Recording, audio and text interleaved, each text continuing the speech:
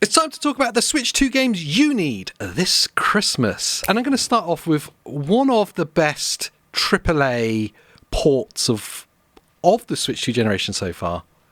Assassin's Creed Shadows. Yeah, and that's a really new AAA title, and it's straight away over onto Switch 2, which is really cool. So if you've really enjoy that kind of samurai style, playthrough, that's what I like about the Assassin's Creed games, is they always jump around between, are you a pirate, or it depends on what kind of vibe they're going for. And Assassin's Creed Shadows is really cool. There's some historical stuff going on there as well, and you get to play as two separate characters. But what I really like is that they've somehow managed to get this running really well on the Switch 2 for portable play and docked play.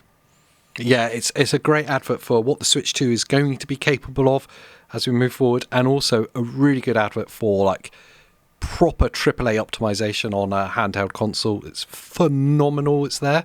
Yeah. So definitely consider that. And in the same camp, Ubisoft showing themselves as actually being good at something, and that's being the kings of the Switch 2. Yeah. Follows a trend here.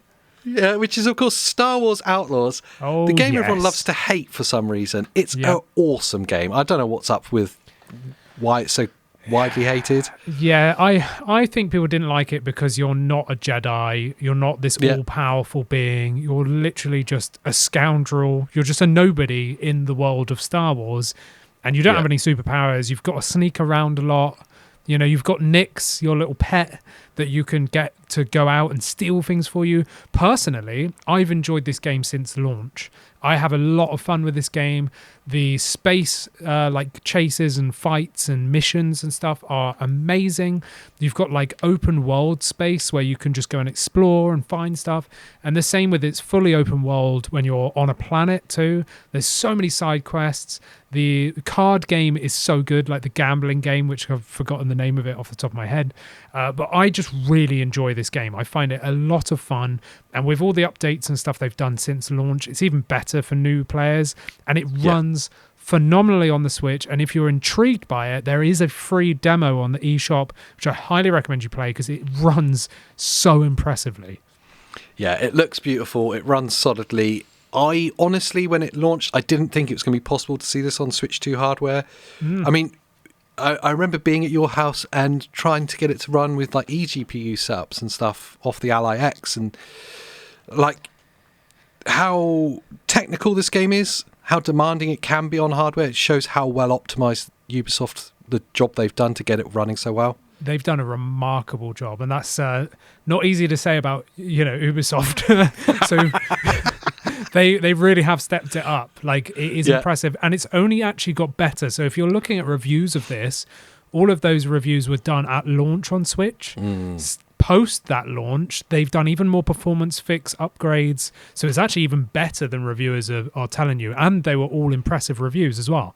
They all did it justice. So it's actually far better than you would expect. Right, it's time for me to pay the 128 KB bills for today's totally impartial video sponsor, and that's GameSir. And look, we need to talk about mobile gaming. I know it's a bit of a prickly topic, but we know now that a lot of phones can basically play pretty much any game, including some AAA games, but the controls are still a shambles, aren't they? Touch controls suck for gaming, and most controllers, well, they just don't fit the bigger screens that you actually want to use.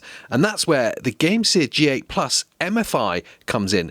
This isn't just another mobile controller, this is a console-grade beast. First of all, it has a gigantic stretch. It goes all the way from 125mm all the way up to 215mm. That means it doesn't just fit an iPhone 16 or another flagship Android device, it also fits something as big as an iPad mini. And finally, we can turn that iPad mini into an ultimate 8-inch handheld you've always wanted. And because we're super nerds for the specs, GameSir hasn't held back on this either. You get the GameSir Hall Effect sticks, that means zero stick drift ever, pinpoint accuracy for years. You also get Hall Effect triggers for tuned in for racing or shooter games with your hair trigger mode too.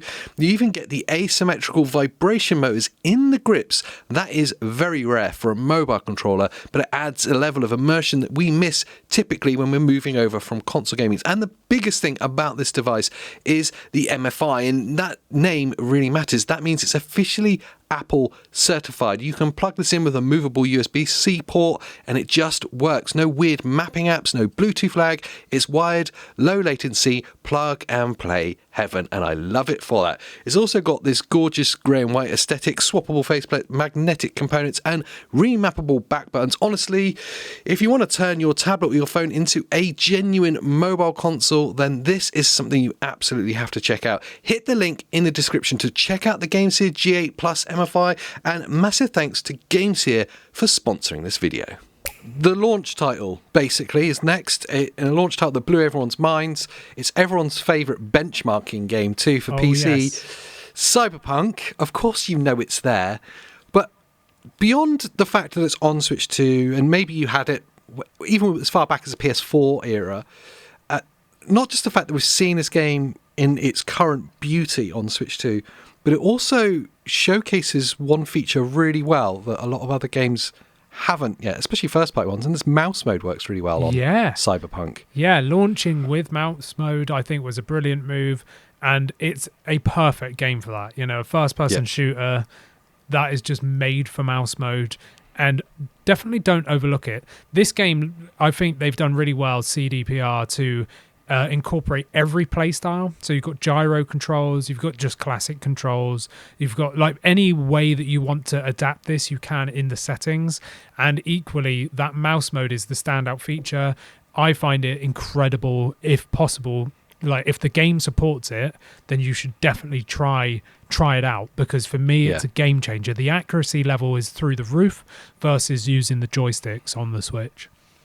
Yeah, and being able to leverage like the higher refresh rate of that screen as well, in games that can run at 60 and above, suddenly mouse mode actually becomes alive on a console. Yeah, absolutely. It's kind of mad to consider that it hasn't really been a prospect for console players, realistically, until now, in such an integrated and easy way. Yeah, it's kind of an alien thing to console players, like using a mouse. But honestly, once you go to mouse, it's hard to go back. And the fact that Cyberpunk runs it all on this thing is incredible, you know. And there's two performance modes. So you've got the quality mode, which is a locked 30 FPS, or you've got performance mode, which is like a fluctuating 40 FPS. But of course, with the VRR screen handheld, that's the best way I find to play with mouse mode, because it's just that bit smoother than a locked 30. Yeah. Hogwarts Legacy, okay, I know it gets stick because of the associations to whatever. I'm not interested in talking about that right now, but as an actual just gameplay experience, it's fantastic. And of course, there's a Switch 2 edition for it here as well.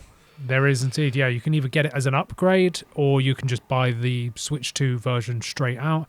And it's just a really in-depth like RPG. You know, it's a really like well done, polished game, and Beautiful it runs really world well. That it's set. Yeah, absolutely. And literally, like the opposite end of the spectrum to that, from this like big sprawling open world RPG to a dungeon crawling Metroidvania for you 2D side scrolling lovers. Hollow Knight Silksong, of course. Yeah, it's almost ready made for the Switch 2 platform. Yes, it's an absolute perfect game for the Switch 2, whether docked or handheld. Especially on handheld, though, with the big screen that the Switch 2 has, it really shines here for a portable game where you can just jump in, you know, try and find out where you're going and then jump out.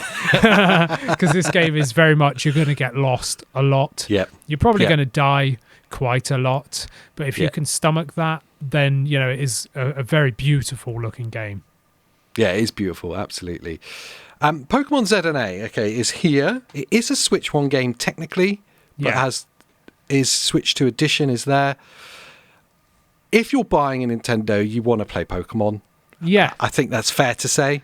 I think so too, yeah. And this is if you've not played Arceus, or Arceus, however you say it, Legends, the previous one, then you don't need to have played that before you go into this one. If you have, there's subtle like hints and references to it, but this is like a sidestep from the mainline Pokemon, and I personally really enjoy it. You're all based in Lumiose City, and pretty much your goal is to go and capture Pokemon from different areas and capture different variants of them. But then at nighttime, the game switches into this like battle mode where you've got to go to certain like areas of the open world like city, and then go and increase your ranks from Z to rank A to become the best Pokemon trainer. Would you say it's the best Pokemon to play as your first Pokemon game? Ooh, like it's an easy one. introduction to Pokemon. It is an easy introduction, but we do have the Switch 2 version of Scarlet and Violet as well. And that's a more traditional style where you go and do gyms. So if you want like the classic Pokemon experience, I'd say Scarlet and Violet, but easily Pokemon Legends Z-A is a good entry point to new players for sure. A game I ignored, next, because I didn't want another kart racer, but Kirby Air Riders is actually a lot better than I first imagined. Yeah, because I had the same idea, thinking it was just like a Mario Kart kind of rip. But it looks so much more than that. It's a really well-detailed game with so many different modes, so many different play styles. There's even like top-down modes and stuff like that. It's mad, with an insane amount of number of players online as well as local as well. Yeah, it's they really went hard on it pre-launch as well. I think they had like 3 or 4 dedicated directs to this game. Oh yeah. Kirby as a franchise doesn't normally get that level of attention. No. It's one of the kind of more minor Nintendo franchises. So they obviously realised what they got in their hands with this version of Kirby Air Riders. And it's definitely one to consider. Number 9 on the list, if you don't get this as your bundle with the Switch 2, you've missed a trick, I say. Mario Kart World. Yes. It's a must-have. I was just thinking that. It's a must-have. Yeah. Must-have. You need it. If you've got a Switch, why don't you have Mario Kart World? And I'll say it is just Mario Kart. It's one of the best Mario Karts. It's definitely one of the most detailed Mario Karts that's ever been made. And it's just Mario Kart, as in any time you pick it up, it's a huge amount of fun. And that could be on your own. It can be with people in the same room as you. It could be with your friends over game chat. Yep.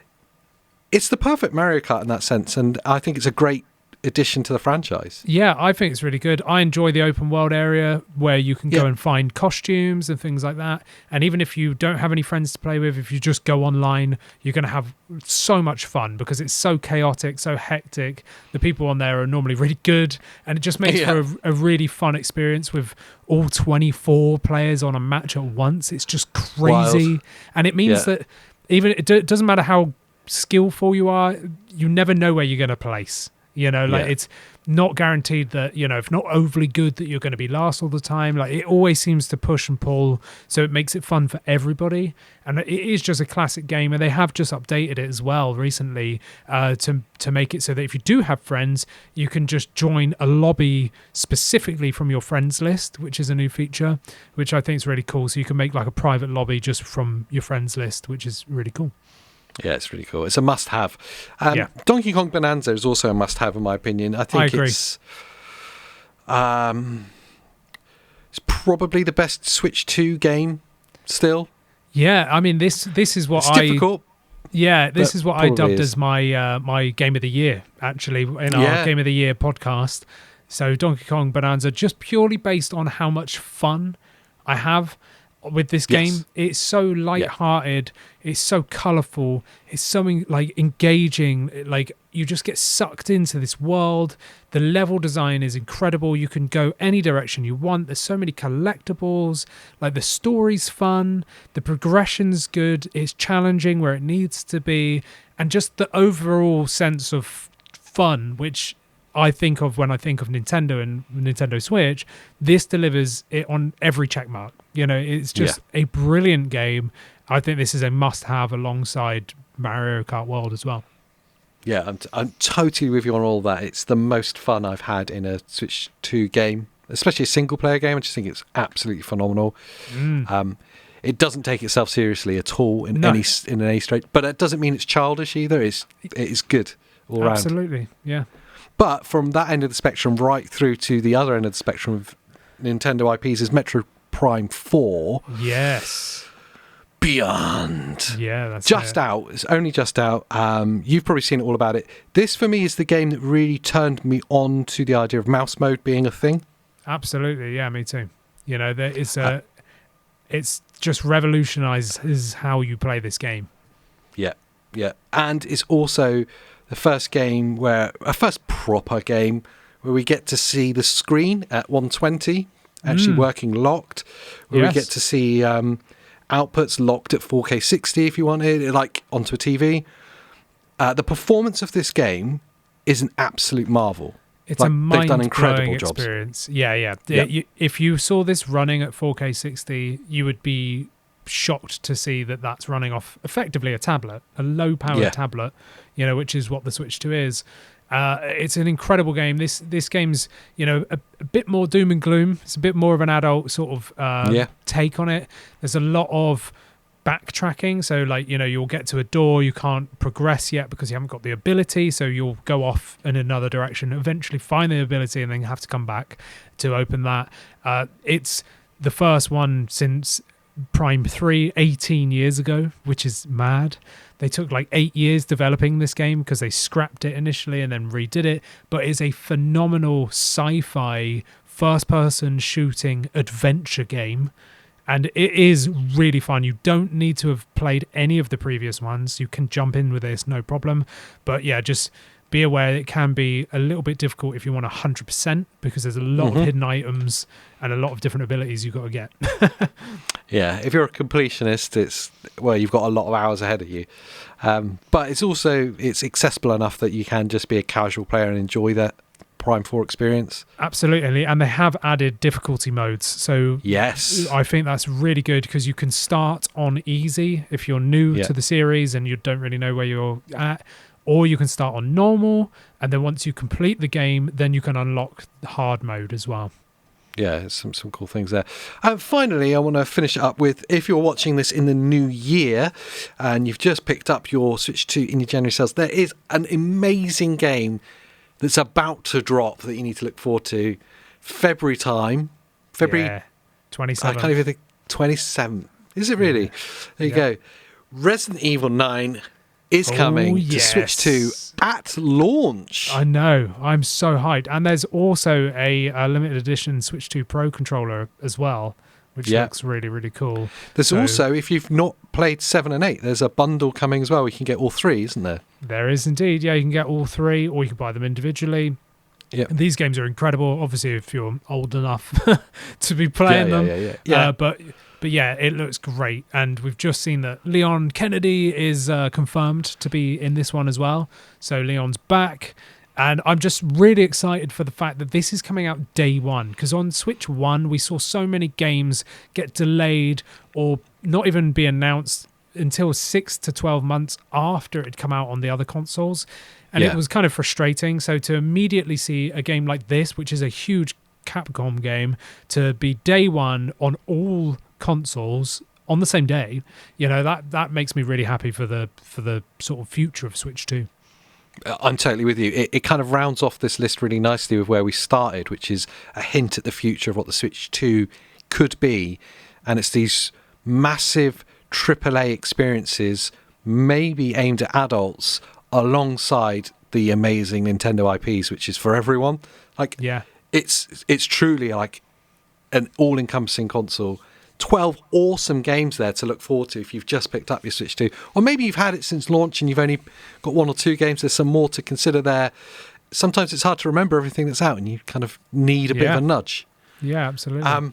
But undoubtedly, we'll have missed some of your most anticipated or favourite games off of this list. So let us know what we've missed out on the comments below. Maybe you can help out other new Switch 2 owners to consider other games that aren't in this list as well. Do all that in the comments down below. And whilst you're down there, please do like the video, subscribe for more handheld gaming content. And what else should they do, Andy? Become a member and you get to support us here at the channel as well, keeping these videos coming to you. And you get to chat to us on our private Discord as well. Love it. We'll see you next time. Bye.